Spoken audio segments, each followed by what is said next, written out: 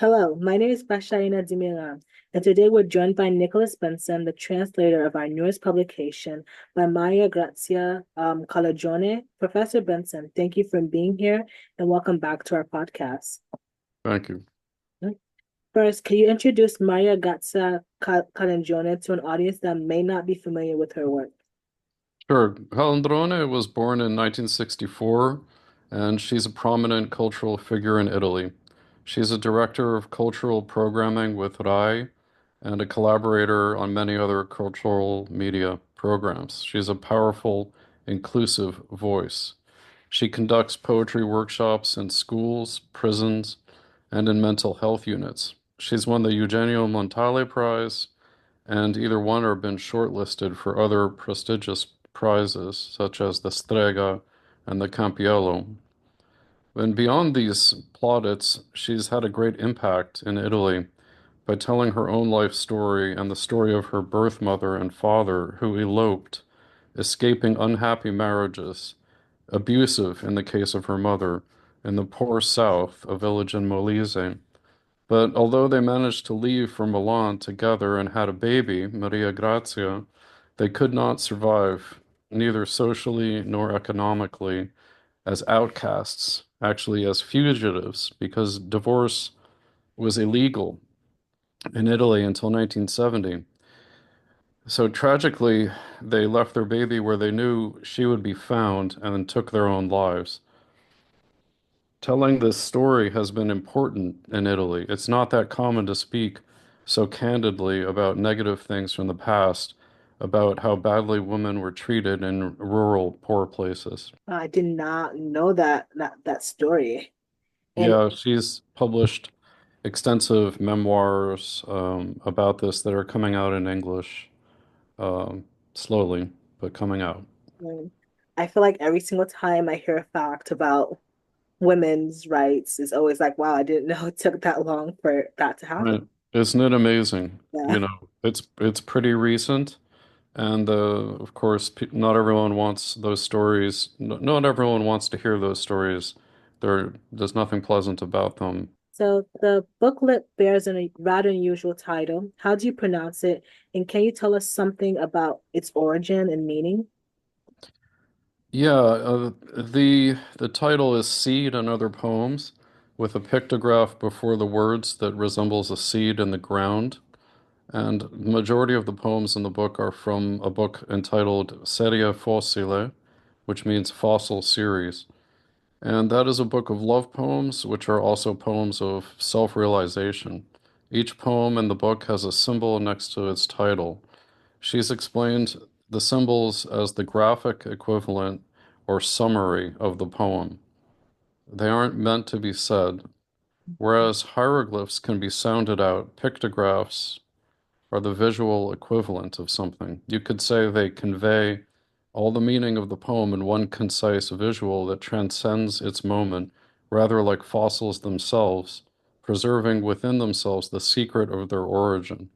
It's interesting that the trans-historical symbol at the top of each poem, the pictograph, has its rational linear time counterpoint at the bottom, the poem's date of composition. And for me, this framework is a reminder that the poems are the record and they are themselves a searching, the record of a searching, both inside the self and in the world outside. Translation is often a delicate balance between preserving an author's unique voice and making a text accessible to a new audience. How do you manage to navigate that in your work on Seed? Yeah, I think that's really true. It's a balancing act. There's no one size fits all solution to the question of whether to hew closely to the original, translate literally, or to freely pursue a kind of parallel reading experience in the target language. The translator Mark Polizzotti, who translates from the French, once wrote in an article entitled Traduced with Abandon, Translation and Its Malcontents, the following. He said, "The best translations recognize the original as a dynamic generator of a reading experience which can be mirrored by a parallel reading experience, ideally just as satisfying in another language and context." And I'd say I agree with that. I say the translator is authoring a new work in partnership with the original work. Even for something contemporary like Calandrone, the translator needs to be careful not to make the work more accessible to readers in the second language than it is in the original. If something is obscure, notes or an accompanying essay are the place to provide some background information, the same way such context might be available to a reader of the original. Were there specific passages and seed that you found especially difficult to translate? But luckily, in this case, I had two excellent consultants, Maria Grazia herself and the editor of the volume, Beppe Cavatorta. And both of them, they were immensely helpful with me all along. I wanted to avoid normalizing text where the original has its own particularity and pleasurable strangeness, and you have to go case by case.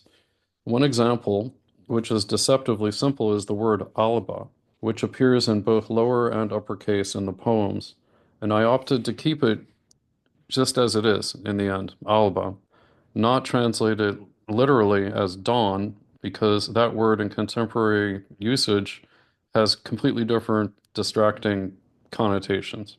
And if I were to put it that way, we'd lose the chain of meaning in Italian and in the Latin substrata of English, which connects alba with a capital A person's name, albumen, the white of an egg, connoting birth, becoming, and potential, and albedo, which in the stages of alchemy represents clarity and purification.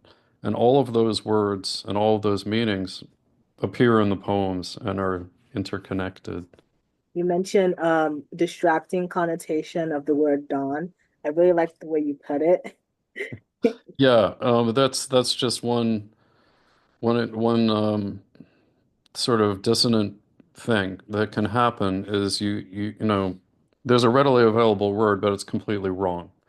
False cognates are also a big problem, or else, cognates that aren't false, but which just have a complete come from a different semantic field or make the reader think of connote other things that are not appropriate.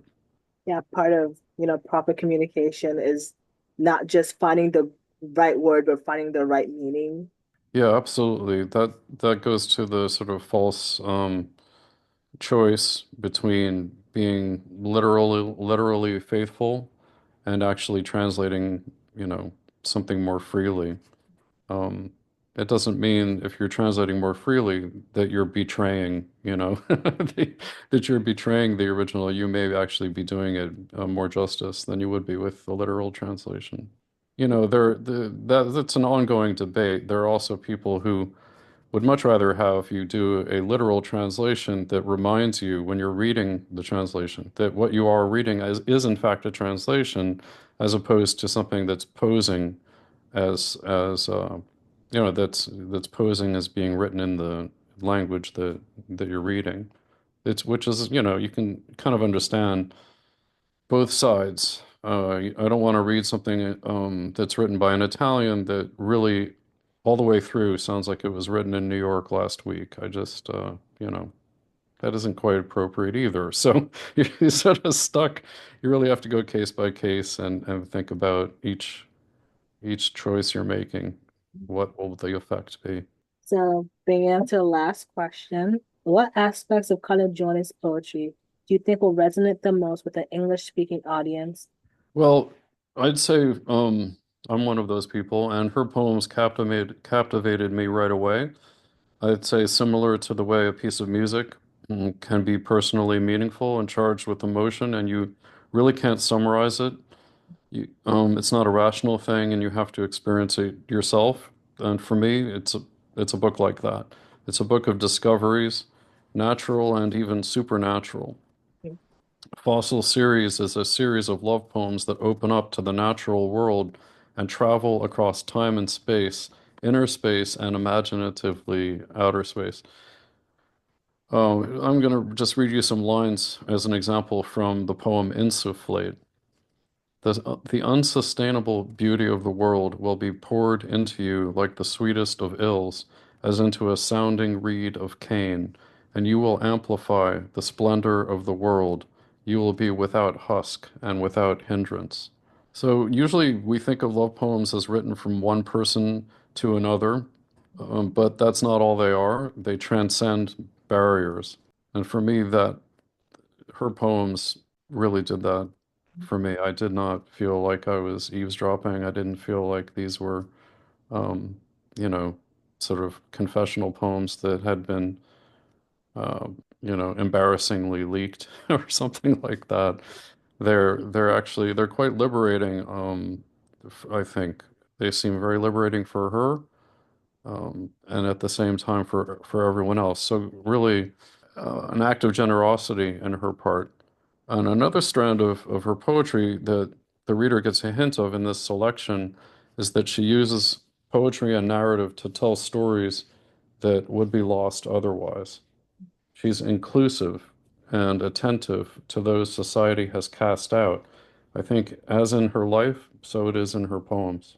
Yeah, well, thank you so much for for discussing this remarkable publication with us. See, it is now out through Agincourt Press. You can find it wherever you get your books. Thank you. Thank you so much.